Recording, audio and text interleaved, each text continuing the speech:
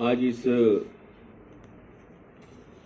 कार्यक्रम में उपस्थित आदरणीय पूजनीय भदंत आनंद महास्तवीर जी, इस कार्यक्रम में उपस्थित आदरणीय भंते हर्ष बोधी जी, हमारे विभाग प्रमुख डॉक्टर नीरज बोधी, यहाँ पर उपस्थित भैया जी खैरकर, और जो कार्यक्रम का संचालन कर रहे हैं वो हमारे मित्र रिटायर्ड डिस्ट्रिक्ट जज और यहाँ पर अभी फिलहाल वो विद्यार्थी है धांडे जी, उत्तम शेवड़े जी, तुलसा डोंगरा मैडम, बोधी जी, आदरणीय भिक्षु और मित्रों, ये हमारे लिए बड़े आनंद की बात है कि नागपुर में 3 दिन तक एक संज्ञान संकल्प परिषद का आयोजन भंते हर्ष बोधी इन्होंने किया था और उसकी अध्यक्षता जो है भदंत आनंद महास्तवीर जी ने की थी। और जब 3 दिन वो नागपुर के मुकाम में थे तो बौद्ध धर्म के पूरे देश में और विदेश में उसको फैलाने के लिए जो अहम भूमिका जो देश के कुछ लोग निभा रहे हैं, उसमें एक महत्वपूर्ण नाम जो है वो भदंत आनंद महास्तवीर जी का है। और वो नागपुर में आए और अगर उन्होंने हमारे इंटरनेशनल बुद्धिस्ट स्टडी सेंटर को अगर भेंट नहीं दी तो मुझे ऐसा लगता कि ये सारे एम्बेसडर लोग जो है उन्हें हम लोग ये बुद्धिस्ट स्टडी सेंटर में इसलिए लाना चाहते ताकि ये हमारे इंटरनेशनल सेंटर का एक प्रकार का प्रचार हो और पूरे देश के भी लोग जो है वो हमारे इंटरनेशनल स्टडी सेंटर में पढ़ने के लिए आए। तो हमने उनको विनती की थी और वो आज यहाँ पर उपस्थित है और हमने कहा कि आप हमारे विद्यार्थियों को भी यहाँ पर मार्गदर्शन करें। उनका डिटेल परिचय जो है भंते हर्ष बोधी जी करने वाले हैं। और बोध गया टेम्पल मैनेजमेंट कमेटी जो है, जिसका बहुत बड़ा आंदोलन हम लोग करते हैं कि बौद्धों के हाथों में बोध गया मिलनी चाहिए, तो उसका जो नेशनल कमेटी जो है आंदोलन की, उसके वो नेशनल प्रेसिडेंट है। कई सालों से वो इशू पे लड़ रहे हैं और बोध गया टेम्पल मैनेजमेंट कमेटी जो है उसके वो मेंबर भी रह चुके हैं। तो उनका मैनेजमेंट कमेटी के मेंबर होने के नाते उनका बोध गया के उत्थान के लिए, विकास के लिए एक बहुत बड़ा कंट्रीब्यूशन भी रहा हुआ है। हमारे मित्र डॉक्टर नीरज बोधी ने कहा हुआ है कि इस बुद्धिस्ट अंतर्राष्ट्रीय बुद्धिस्ट केंद्र की जो शुरुआत हम लोगों ने की, उसके पीछे का जो एक व्यापक उद्देश्य था उसका विवेचन उन्होंने किया। कल भी हमने भंते जी, आपको मालूम है कि दीक्षा भूमि पर वो जो कार्यक्रम हुआ उस पर भी मैंने एक कहा था कि डॉक्टर बाबा साहब अम्बेडकर का जो सपना था यहाँ पर ये बुद्धिस्ट सेमिनरी जो है वो स्थापित हो और ये बौद्ध धर्म का जो प्रचार और प्रसार करने वाले जो है प्रशिक्षित बौद्ध भिक्षु और प्रशिक्षित उपासक ऐसे निर्माण हो जो इस बुद्धिज्म का प्रचार जो है वो पूरे देश में नहीं पूरे विश्व में करेंगे। और उन्होंने वो जगह भी ढूंढी थी। वो वहां पर जो बेंगलोर में जो है एक जगह का उन्होंने चुनाव भी किया था, लेकिन आपको मालूम है कि धम्म दीक्षा देने के बाद बाबा साहब हमारे साथ में बहुत कम दिन तक रहे और उनका जो सपना था वो सपना अधूरा रहा है बुद्धिस्ट सेमिनरी बनाने का। तो हमें चाहते थे कि ये बुद्धिस्ट सेमिनरी जो है वो नागपुर के दीक्षा भूमि पर बने, लेकिन बड़े अफसोस की बात है कि भैया जी खरकर और हम सब लोग जानते हैं कि ये दीक्षा भूमि जो है वो बौद्ध धम्म प्रचार और डॉक्टर बाबा साहब अम्बेडकर की विचार जो है उसे पूरे देश में फैलाने का केंद्र बनना चाहिए, ऐसी सभी लोगों को उम्मीद थी। तो जो दीक्षा भूमि है जो नाम है, तो दीक्षा का मतलब ही ऐसा है कि बौद्ध विचारों की दीक्षा, बाबा साहब अम्बेडकर के विचारों की दीक्षा देश के तमाम लोगों ने जिस भूमि से लेनी चाहिए, ऐसे भूमि का नाम है दीक्षा भूमि। तो क्या उनके विचारों की और उनके तत्वज्ञान की दीक्षा हम लोग दीक्षा भूमि से लेते हैं? तो अगर इसका उत्तर अगर हम देखेंगे तो नहीं है।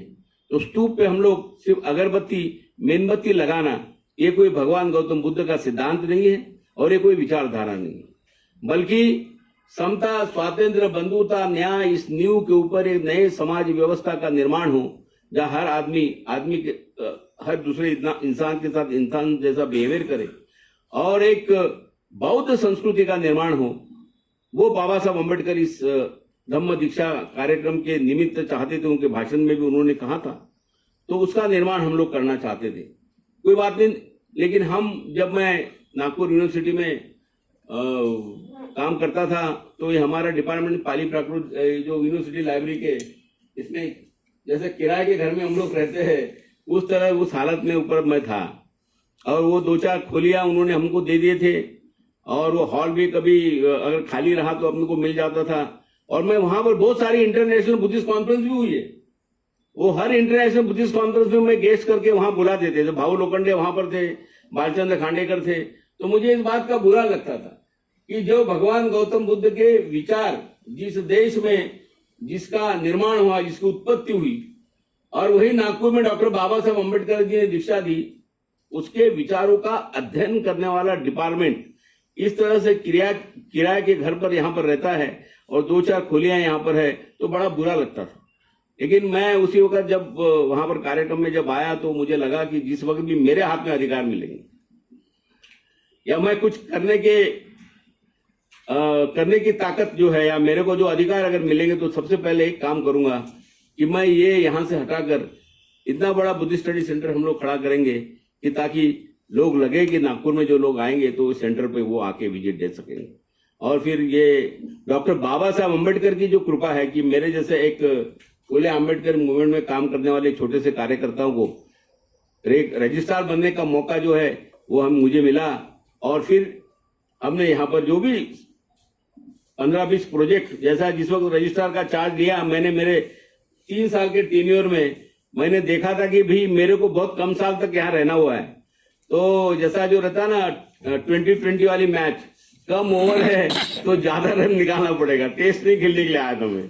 तो इसलिए मुझे लगा कि मेरे ये टेन्योर के अंदर मेरे जो सपनों के जो प्रोजेक्ट है, मेरे संकल्प है, उसको मैं कैसे पूरा करूंगा, इसका मैंने एक प्रोग्राम बनाया था। और बिल्कुल उसी प्रोग्राम के तहत वो सारे प्रोजेक्ट जो है हम लोगों ने खड़े किए। उसमें से ये पहला प्रोजेक्ट है। मुझे लगता था कि ये प्रोजेक्ट जो है मेरा टर्म खत्म होने के पहले बनना चाहिए, क्योंकि यहाँ की मानसिकता ऐसी है कि ये प्रोजेक्ट अगर मैं अपूरा बनाया होता तो शायद पूरा नहीं होता। क्योंकि आज मुझे याद है कि इसके 3rd फ्लोर के ऊपर हम लोग क्या बना रहे थे, मेडिटेशन सेंटर जो है उसके ऊपर का 3rd प्रोजेक्ट था। और मैं निकल रहा था, मैं उस वक्त मैंने सोचा कि ये मुझे जो सेंटर ऊपर में बनाने का है, ऐसा पूरा स्तूप के जैसा है, उसका काम पूरा करने वाला था। लेकिन उस वक्त मैं रिटायरमेंट के स्टेज पे था, लेकिन मैंने एक करके रखा था कि मैं जा रहा हूं तो पहले एक काम करूंगा, इसकी बजट प्रोविजन करके रखूंगा। केवल बजट प्रोविजन नहीं, तो 50 लाख रुपए जो है उसके वाले मैंने पीडब्ल्यूडी को ट्रांसफर भी कर दिया था कि आप इसका काम करना शुरू करो। दुख की बात ऐसी है कि जिस दिन मैं रिटायर हुआ उसके 3-4 महीने के बाद वो यूनिवर्सिटी ने पीडब्ल्यूडी से पैसा वापस मांग लिया, और वो जो ऊपर में जो स्तूप जो अपन बना रहे थे, वो जो सेंटर है वो बन नहीं पाया उस वजह से। तो ये यहाँ के लोगों की जो मानसिकता है, इसलिए मैंने ये सेंटर पूरा करने के बजाय भी संविधान प्रास्ताविक पार्क का जो प्रोजेक्ट था वो बहुत बड़ा प्रोजेक्ट था, इसलिए उसको एक पाइपलाइन पे लगा के अभी तक उसका उद्घाटन होने का, लेके बंते जी वगैरह वहां विजिट लेके हम लोग आए तो प्रोसेस में है, होगा वो आगे भी।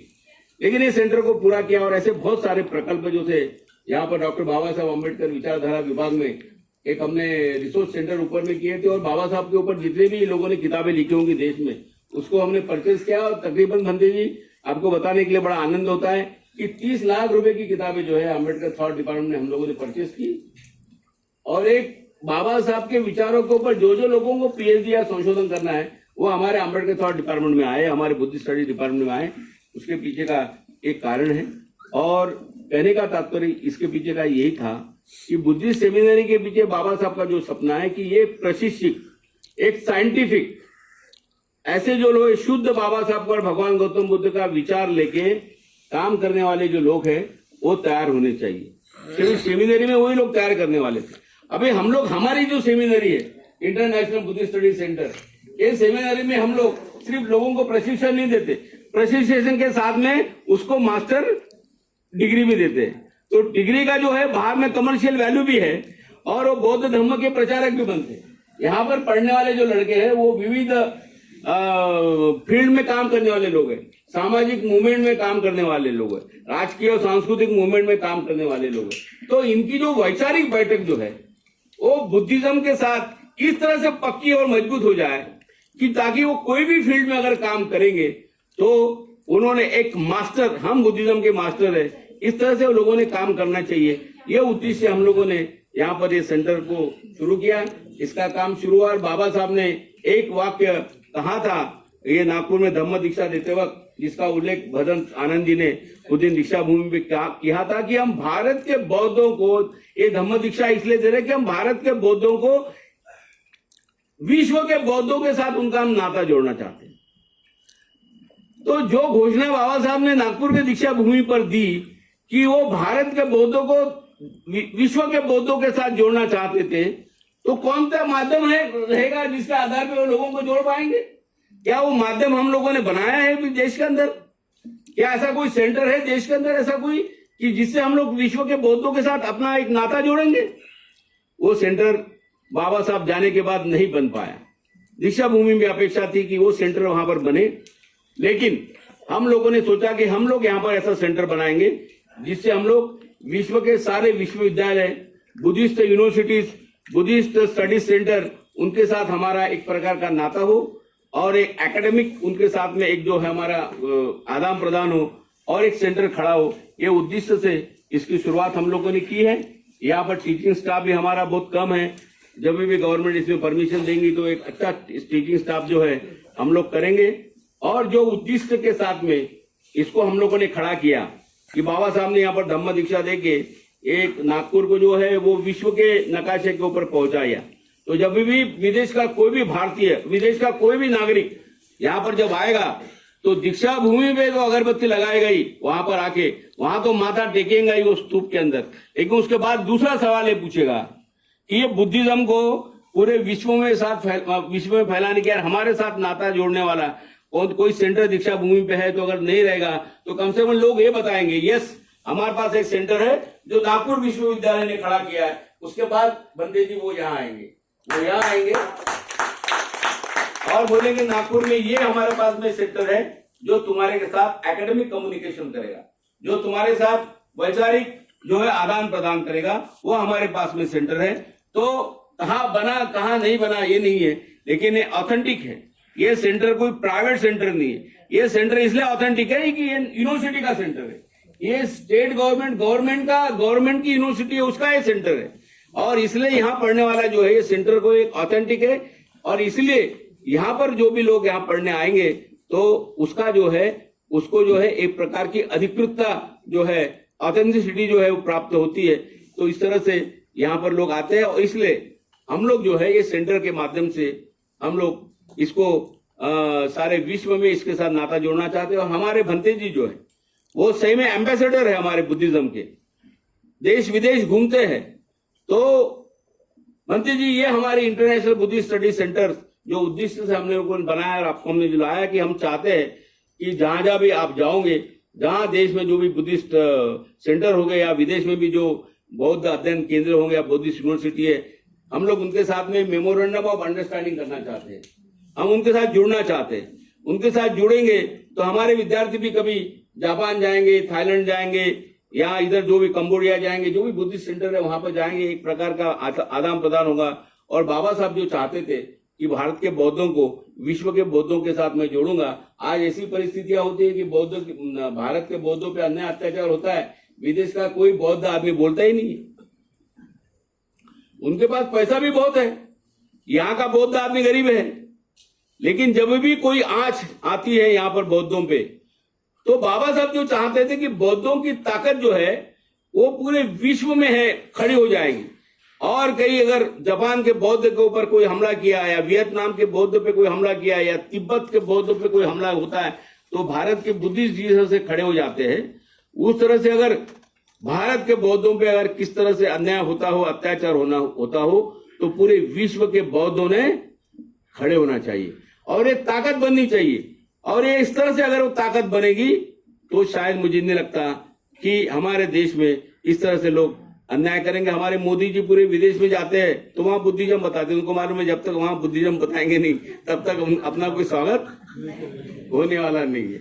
भारत में बुद्धिज्म नहीं बताते, भारत को बुद्ध बताते नहीं, वो वहां जाके बताते, उनको मालूम है उनकी आइडेंटिटी जो है विदेश में वो एक बौद्ध राष्ट्र से आया हुआ है। जिस भूमि पे भगवान गौतम बुद्ध का जन्म हुआ उस भूमि से प्राइम मिनिस्टर आए हुए हैं, तो इसलिए उसका पूरे विश्व में सम्मान होता है। तो लेकिन ये सम्मान जो होता है उनका, तो यहाँ के बौद्धों के साथ में जहां भी यहाँ की जरूरत है तो हमारा उनके साथ इस तरह से संपर्क होना चाहिए कि विश्व के बौद्धों के साथ हमारी जो नाड़ है ऐसी जुड़नी चाहिए, जो बाबा साहब का सपना था। और मुझे लगता है कि भदन आनंद जी जो है वो जो है इसमें एक एम्बेसडर के रूप में काम करेंगे। बंते जी आप यहाँ पर आए, मैं नागपुर विश्वविद्यालय की ओर से आपका यहाँ पर स्वागत करता हूँ और मेरे शब्दों को मैं यहाँ पर विराम देता हूँ। जय भीम।